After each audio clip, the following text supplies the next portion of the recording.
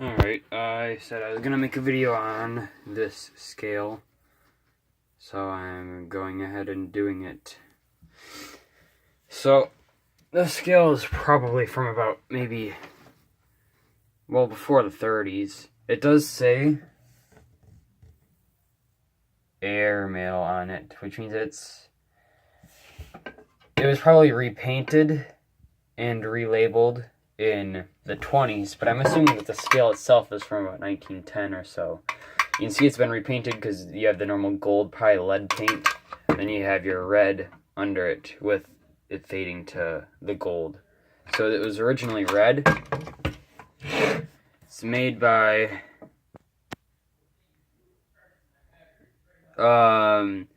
Triner, Scale Manufacturing Company, Chicago, Illinois. Patents pending.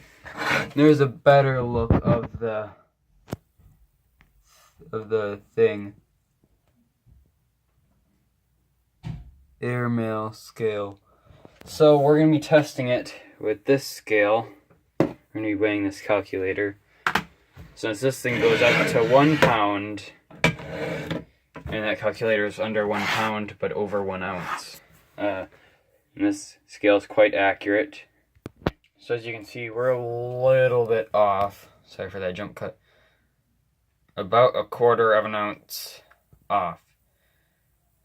It's about, and then that's all the way.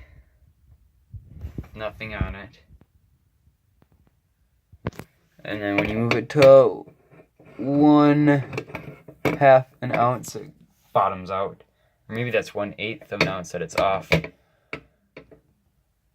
Oh, well now it's accurate. I guess it just needed to be recalibrated, I guess you could say. Here is a very old label. Has the pricing on it. And it amazes me that that's still on there. It's foreign.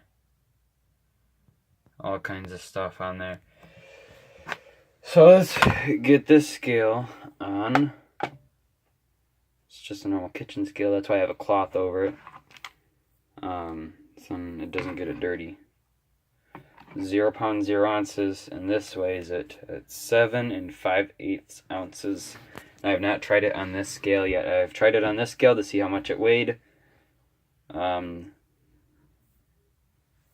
So let's go right up to about 5.5 ounces. Now was it like 7 5/8? So let's go with this 1.5.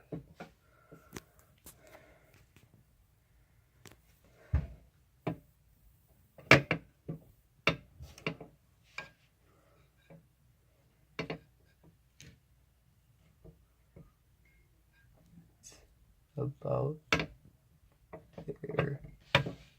Not there.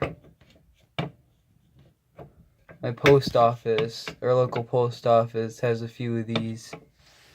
Small post office, and they're dated. One of them's from 1980 and the other one's from 86.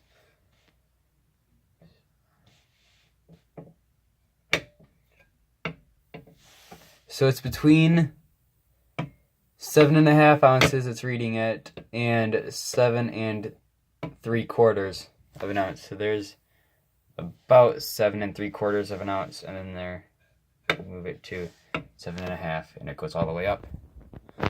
So that's a pretty dang accurate scale for being 100 years old.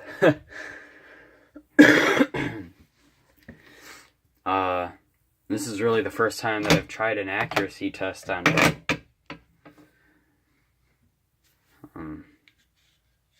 Paper is like wax paper. I don't know if that's what preserved it. There's like a layer of wax over it. You can see some of the wax has kind of blobbed up. Let's look at these old prices. 1.5 cents. 4.5 cents. 7 cents for local zone, 8 cents for 1 and 2 zones, 9 cents for third zone, 10 cents for fourth, 11 for fifth, 12 for sixth, 14 cents for seventh, and then 15 cents for eighth.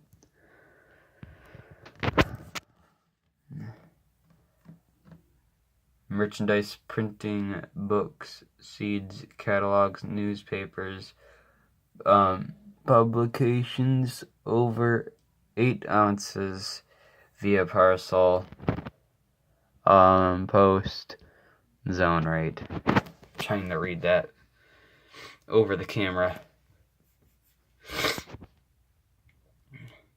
First class local, and that's how many cents it is. It can go up to 32 cents, and then 16 ounces, 32 cents, 48 cents. First class at other points. 50 cents for foreign first class. So, definitely this is definitely for airmail.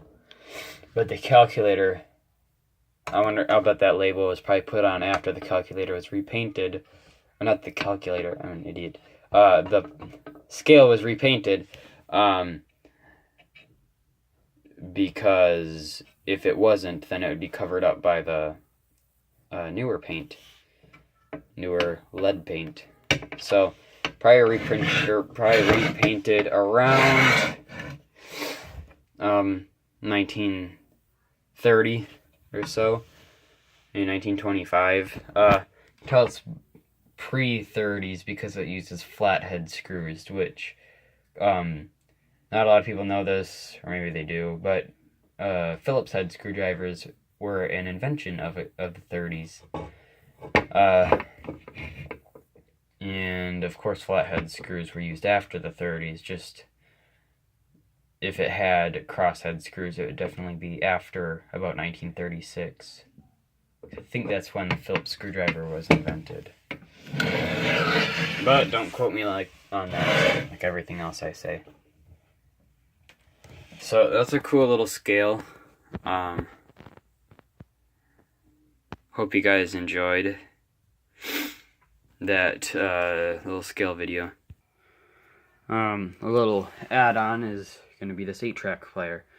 I'm going to show it to you guys. I have it hooked up through the auxiliary output. I looked on the inside. It's from 1968. There's a date code. It's like 33-68, 33rd week of 1968. So I'm going to try out a few 8-tracks. I got dual-coned Philips speakers, along with a Philips amp. I'm going to put bass up to max and treble up to 2, since I like treble more than bass. Solid state stereo. Are we trying 4 or 4?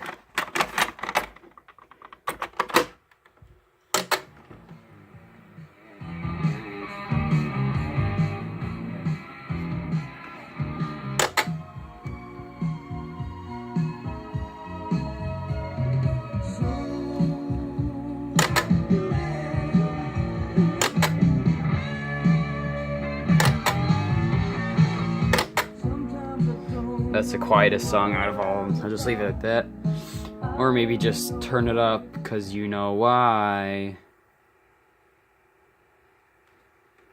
I was jamming out to some Led Zeppelin 3 on 8-track this morning, and then the tape, of course, that little metal piece had to break, so I'll have to get inside this one and fix it.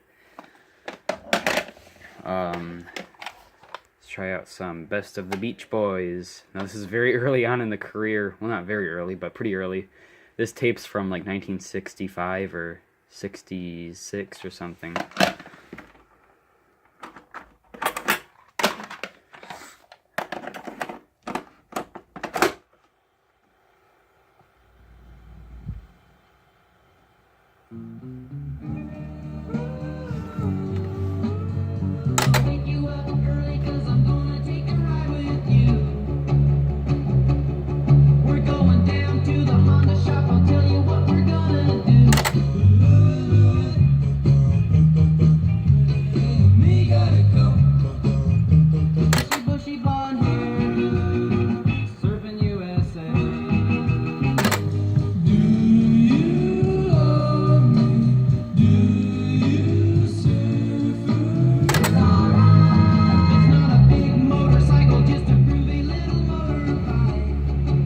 that sounds really, really good for 8-track for what I'm used to. I mean, that sounds like really good.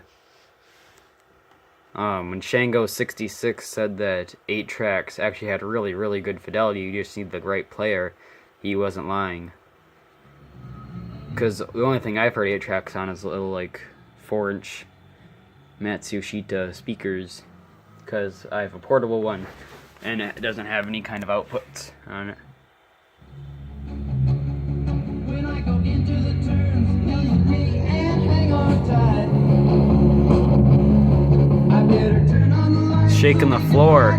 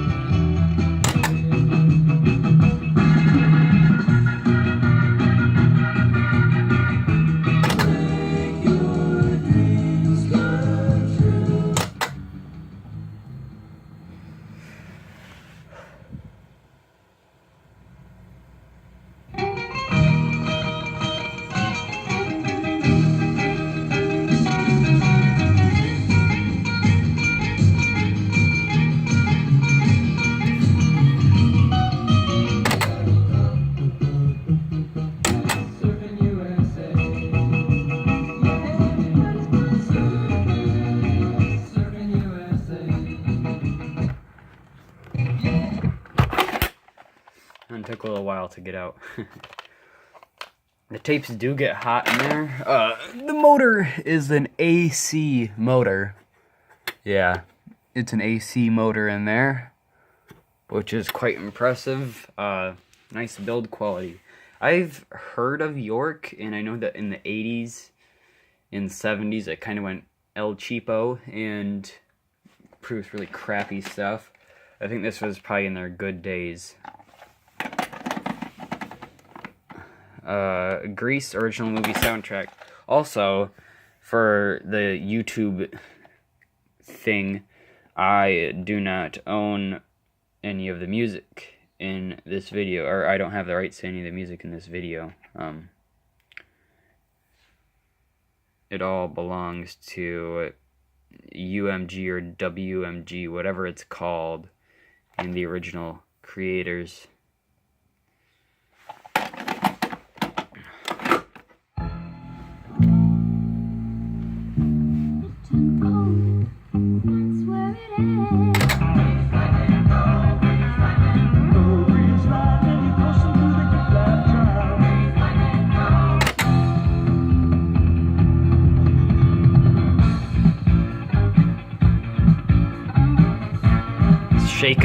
Shaking the floor. I can really feel it.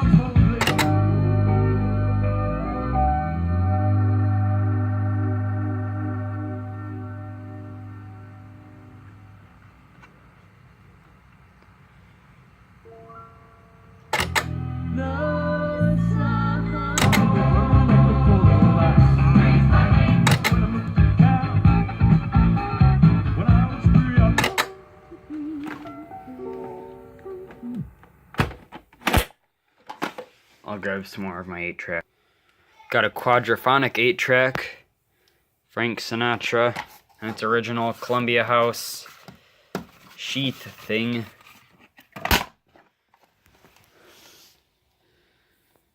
Has a bunch of writing on it, 1994.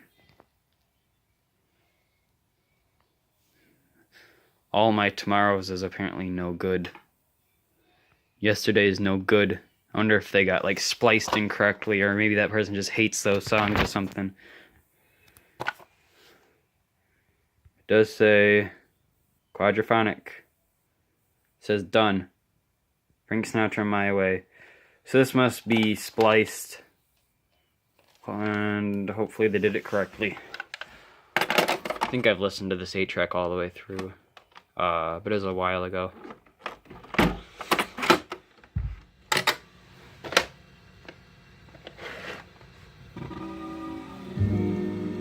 Yeah, it's been spliced.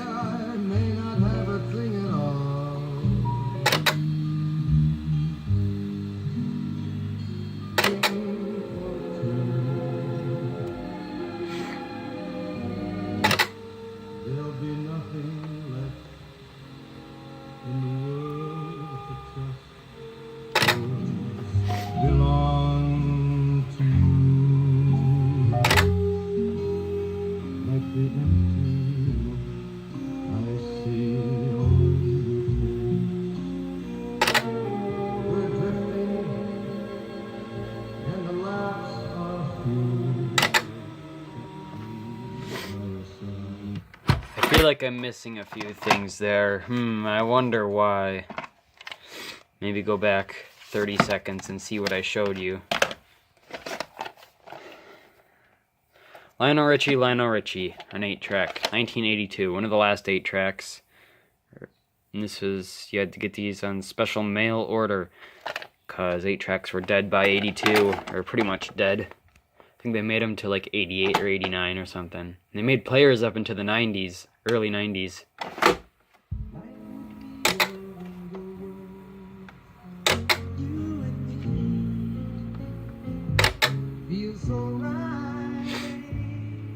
These are all the slow songs, I guess, that I'm flipping through. He's got some songs that you can boogie down to.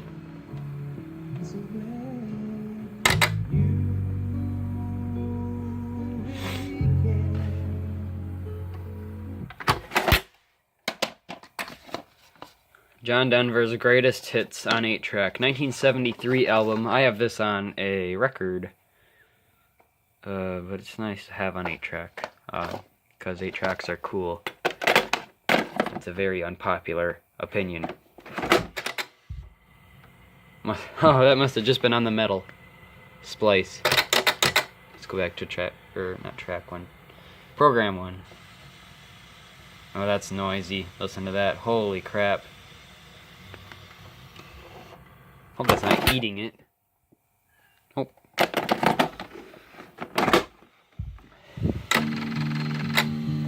Uh-oh.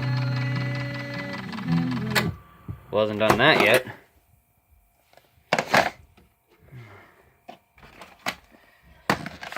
Next 8-track I'll show, and these aren't all of my 8-tracks, I have a few more. An 8-track cleaning set made by Woolworth. Remember those? I sure don't. Let's run it through.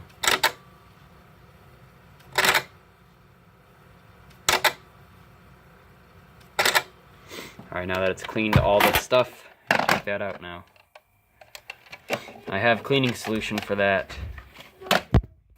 And last that I'll be showing, but not least, Boxcar Willie, King of the Road. It's a country 8-track from 1980. 1980, right? Yep, 1980. Country music. Old country music, not new country music.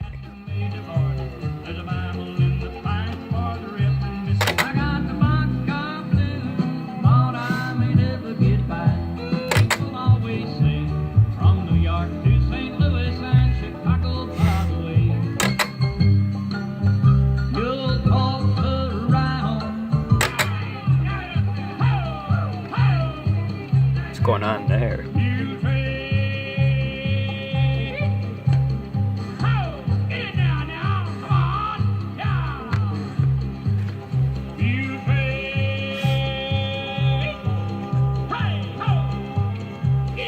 Alright, turn that off before the YouTube monster eats my face off. Alright, hope you guys enjoyed. My phone is at 5%. Yes, I am filming with my phone. So, thank you for watching. Oh yeah, and one other thing. I can't do live streams until I have 1,000 subscribers. I already know that USA Penny Hunter 43 has talked about this stupid new thing. Yeah, I agree with him completely. It's the stupidest thing in the world. Alright, thank you for watching. My phone's about to die. Yep.